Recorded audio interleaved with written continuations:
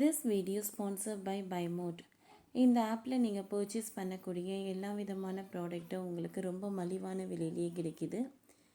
இதில் நிறைய offers and coupons provide பண்ணுறாங்க. ஸோ இதோட லிங்க் உங்களுக்கு டிஸ்கிரிப்ஷனில் கொடுக்குறேன், யூஸ் பண்ணி பாருங்கள். கோர சம்பவத்துக்கு நடுவிலும் கேட்ட குண்டு சத்தம். ஐநா கண்டனத்தால் போர் நிறுத்தம் அறிவித்த மியான்மர்.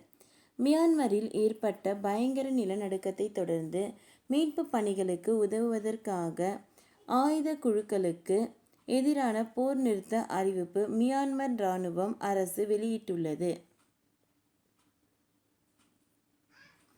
மியான்மர் மற்றும் அதன் அண்டை நாடான தாய்லாந்தில் கடந்த வெள்ளிக்கிழமை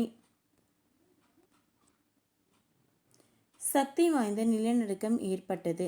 நிலநடுக்கம் கடுமையான சேதங்களை ஏற்படுத்தியுள்ள நிலையில் மீட்பு பணிகள் கடந்து வருகின்றன.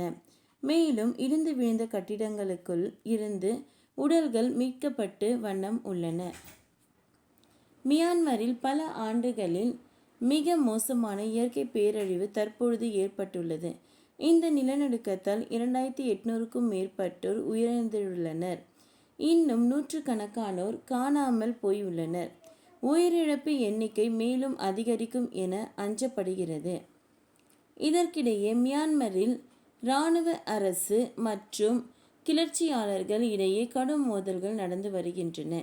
2021ஆம் ஆண்டு ஆட்சியில் கவிழ்ப்பில் அதிகாரத்தை கைப்பற்றிய இராணுவ ஆட்சி குழுவினருக்கும் நாடு முழுவதும் உள்ள இன போராளிகள் மற்றும் எதிர்ப்பு படைகளுக்கும் இடையில் உள்நாட்டு போர் நடந்து வருகிறது.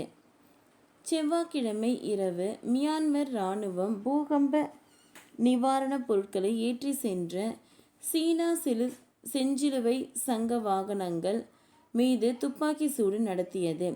நிலநடுக்கம் ஏற்பட்ட நிலையில் கிளர்ச்சியாளர்கள் மீது விமானத்தில் சென்ற குண்டு வீசி தாக்குவதை மியான்மர் இராணுவம் நிறுத்தவில்லை.